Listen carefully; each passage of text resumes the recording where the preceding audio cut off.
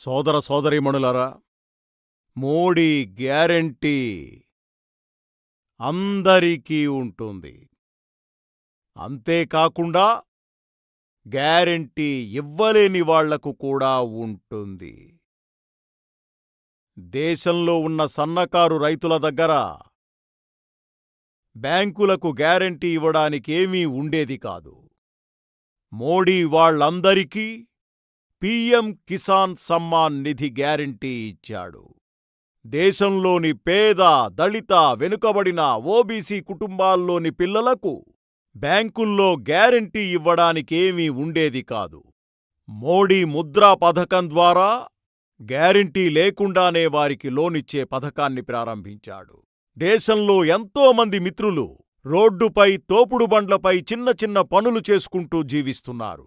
దశాబ్దాల నుంచి పట్టణాల్లో వాళ్లు ఈ పనులే చేస్తూ వస్తున్నారు. వాళ్ల దగ్గర కూడా గ్యారెంటీ ఇవ్వడానికి ఏమీ లేదు.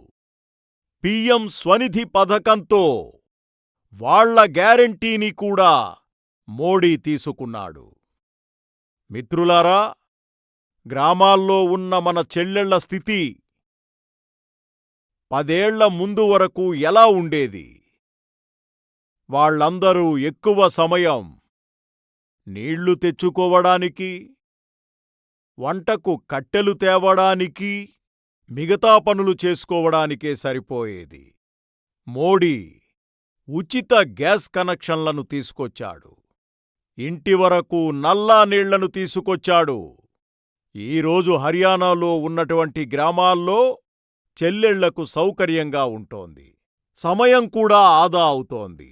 అంతేకాదు, ఈ సమయాన్ని కూడా చెల్లెళ్ళు తమ సంపాదన పెంచుకోవడానికి ఉపయోగించుకునే ఏర్పాట్లు చేశాం. గత 10 సంవత్సరాల్లో దేశవ్యాప్తంగా ఉన్నటువంటి 10 కోట్ల మంది చెల్లెళ్లను మేం స్వయం సహాయక గ్రూపులకు జోడించాం. ఇందులో హర్యానాకు చెందిన లక్షలాది చెల్లెళ్లకు, అలాగే ఈ గ్రూపులకు 1,00,000 కోట్ల రూపాయల సాయం అందించాం.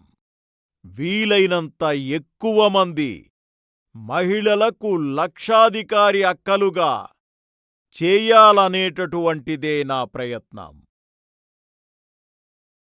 ఇప్పటివరకు 1 కోటి మంది అక్కచెల్లెళ్ళు లక్షాధికారి అక్కచెల్లెళ్ళైపోయారు.